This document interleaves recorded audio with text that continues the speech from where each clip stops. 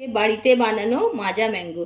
এইভাবে মাজা ম্যাঙ্গো বাড়িতে একবার অবশ্যই বানিয়ে দেখুন। বাচ্চারা বায়না করলে তো আমরা দোকান থেকে কিনে দিই, কিন্তু বাড়িতে বানিয়ে দিলে ওরা আরও খুশি হয়ে যাবে। রেসিপি ভালো লাগলে লাইক শেয়ার করবেন, চ্যানেলটা সাবস্ক্রাইব করে পাশে থাকবেন। আপনাদের একটা লাইক আমার রান্নার উৎসাহকে আরও বেশি বাড়িয়ে তোলে। কিভাবে বানাচ্ছি পুরো ভিডিওটা দেখতে থাকুন। নমস্কার বন্ধুরা, আমার চ্যানেলে সকলকে স্বাগত জানাই। আজকে আমি মাজা ম্যাঙ্গো বানিয়ে দেখাচ্ছি আপনাদের। তার জন্য নিয়ে নিয়েছি 4টে পাকা আম আর একটা কাঁচা আম। আমি কিভাবে বানাচ্ছি দেখতে থাকুন। আমি প্রথমে আমগুলো কেটে নেব। আমি আমগুলো কেটে নিচ্ছি। প্রথমে এইভাবে কেটে নিলাম। একটা মিক্সিং বোল নিয়েছি।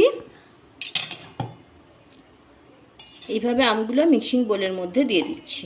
সব আমগুলো কেটে শাঁসগুলো মিক্সিং বোলের মধ্যে দিয়ে আমি একটা পেস্ট বানিয়ে নিচ্ছি। পেস্ট করে নিয়েছি। একটা ছাঁকনি দিয়ে কড়াইয়ের মধ্যে এইভাবে ছেঁকে নিচ্ছি।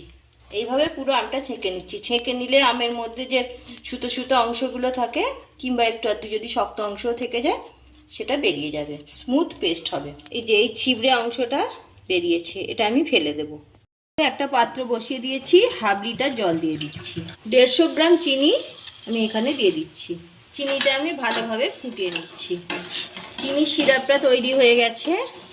আমি এটা নামিয়ে নিচ্ছি। নামিয়ে আমের পাল্পটা জাল করে নেব। আমের পাল্পটা বসিয়ে দিয়েছি উনানে। দেখুন কতটা স্মুথ হয়েছে, দেখতেই পাচ্ছেন। এটা খুব ভালোভাবে আমি জাল করে নেব। জাল করতে করতে আমের পাল্পটা অনেকটাই ঘন হয়ে গেছে। আমি আরও কিছুক্ষণ জাল করে নিচ্ছি। খুব ভালোভাবে আমটা জাল করা হয়ে গেছে। এবার যে চিনির সিরাপটা বানিয়ে রেখেছিলাম সেটা আমের পাল্পের মধ্যে দিয়ে দিচ্ছি। খুব ভালোভাবে মিশিয়ে নেব। চিনির সিরাপের সঙ্গে পাল্পটা খুব ভালোভাবে মিশিয়ে দিলাম।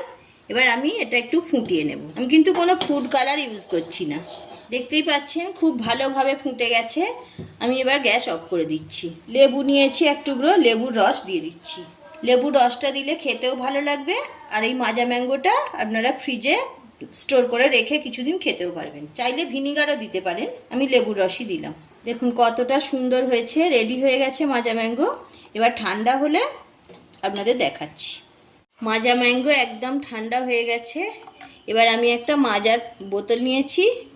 দেখতেই পাচ্ছেন খালি বোতল। বোতলের মধ্যে ভরে নিচ্ছি। এইভাবে মাজা ম্যাঙ্গো বানিয়ে আপনারা ফ্রিজের মধ্যে স্টোর করে রেখে দিতে পারবেন। এতে কিন্তু কখনোই ফ্রিজের ঠান্ডা জল মেশাবেন না। ঠান্ডা জল মেশালে নষ্ট হয়ে যেতে পারে। আমি বোতলে ভরে নিয়েছি, আরও দুটো গ্লাসে ভরে নিচ্ছি। এইভাবে একবার বাড়িতে মাজা ম্যাঙ্গো বানিয়ে দেখুন, খেতে খুব সুন্দর লাগবে। দোকানের থেকেও খেতে ভালো হবে। আর আপনাদের যদি মনে হয় ঘনত্বটা বেশি হয়েছে, একটু পাতলা করতে চাইলে ঠান্ডা জল দেবেন না। চিনির সিরাপ বানিয়ে সিরাপটা ঠান্ডা করে তারপর এর সাথে মিশিয়ে নেবেন। অবশ্যই স্টোর করে রাখতে চাইলে ফ্রিজে রাখবেন। ছিপিটা আটকে দিলাম। দেখুন মাজা ম্যাঙ্গো একদম রেডি। কতটা সুন্দর লাগছে। ভালো লাগলে অবশ্যই কমেন্ট করে জানাবেন কেমন হয়েছে। সম্পূর্ণ ভিডিওটা দেখার জন্য অসংখ্য ধন্যবাদ। আবার দেখা হচ্ছে পরের ভিডিওতে।